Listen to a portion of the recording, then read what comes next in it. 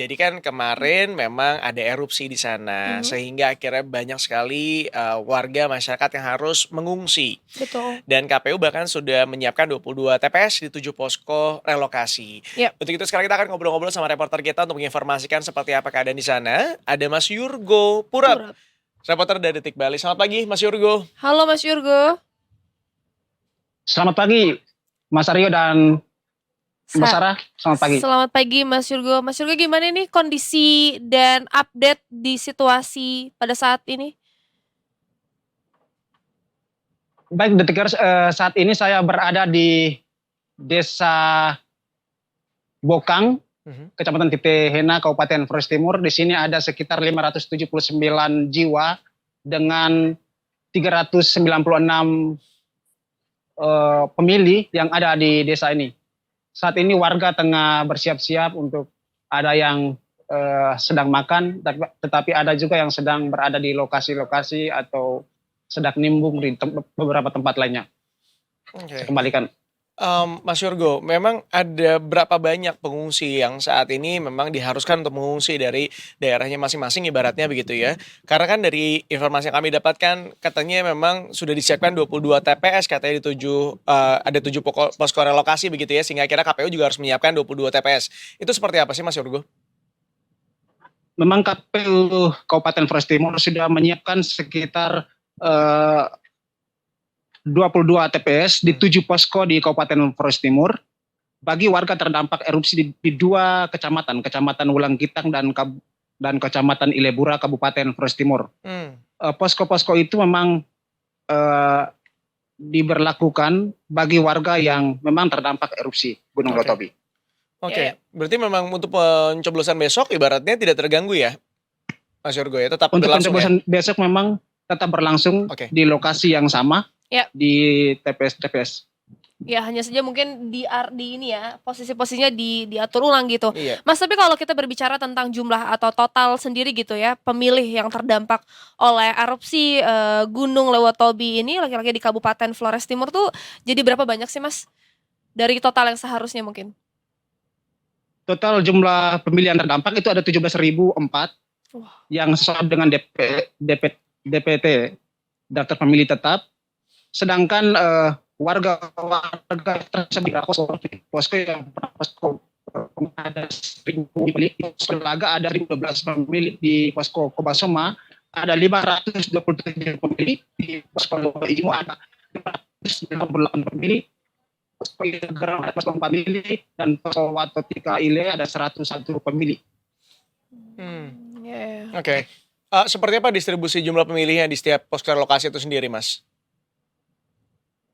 Memang hingga saat ini ada sekitar 812 kotak suara yang sudah didistribusikan kepada beberapa posko yang sudah ada di lokasi, dan ada sekitar 16 kecamatan dengan 812 kotak suara distribusi di 390 TPS. Sebentar mungkin sore ini akan diadakan lagi pendistribusian beberapa barang-barang penting seperti tinta dan sebagainya ke wilayah-wilayah lokasi terdampak erupsi Gunung Lewatobi. Baik. Kembalikan. Mas, tapi kalau kita berbicara oleh warga-warganya sendiri gitu ya, apa langkah yang sebetulnya diambil oleh KPU itu sendiri guna memastikan bahwa para pengungsi nih, terutama yang di luar Kabupaten Flores Timur itu juga dapat memberikan hak pilihnya, Mas? Memang hingga saat ini kendala utama itu adalah warga yang mengungsi di area di luar Kabupaten Flores Timur yang akan memilih di Kabupaten Flores Timur sendiri. Karena ada sebagian warga mengungsi di Kabupaten Sika, ada ke Kabupaten Lembata, ada juga ke kabupaten tetangga lainnya. Tetapi dari keputusan KPU sendiri bahwa mereka tidak punya wewenang untuk mengevakuasi warga ke lokasi-lokasi yang terpusat di beberapa tempat di posko pengungsian. Dan mereka diarahkan, warga-warga yang terdampak itu diarahkan untuk memilih TPS yang terpusat di 7 lokasi di posko itu. Oke. Oke, mungkin kembali ke informasi mengenai keadaan relokasi itu sendiri nih, Mas. Sampai dengan saat ini kenapa cuma 22 TPS aja nih dari dari 37 TPS begitu ya, yang memang diperuntukkan di wilayah bencana yang direlokasi, Mas? Apakah memang sebagian, TPS lainnya memang tidak perlu direlokasi sehingga bisa mencoblos normal begitu atau seperti apa? memang benar ada 2 kecamatan di lereng Gunung Lewotobi ini yang terdampak. Memang ada beberapa desa yang sebagiannya memang tidak bisa bisa jauh dari radius Gunung Lewotobi, sehingga mereka tetap menjalani pencoblosan atau menggunakan hak pilihnya secara baik di lokasi-lokasi di desa-desa tersebut. Baik. Demikian. Dan kalau misalnya kita berbicara soal prosesnya sendiri, aku yakin ini pasti juga akan menjadi hal yang sulit gitu ya untuk KPU di sana, karena kan tadi kayak penyusutan juga dari jumlah TPU-nya dan sebagainya. Tapi Mas, mungkin kalau kita bisa berbicara lagi gitu terkait persiapan atau tantangan yang pada akhirnya dihadapi oleh KPU Flores Timur dalam menyiapkan TPS, bagaimana sih pada akhirnya teknis pemilihan bagi para pemilih yang mengungsi dan berada di luar wilayah pengungsian nih Mas? Memang ini sangat berat bagi KPU Flores Timur karena mereka sudah berkolaborasi dengan Pemda Flores Timur. Seperti apakah mereka dievakuasi atau dimobilisasi ke lokasi-lokasi terdampak, karena 5 ribuan suara pemilih ini terdampak dan bisa fatal dan tidak gagal nyoblos nanti. Karena mereka berada di daerah di luar dari Kabupaten Flores Timur sendiri.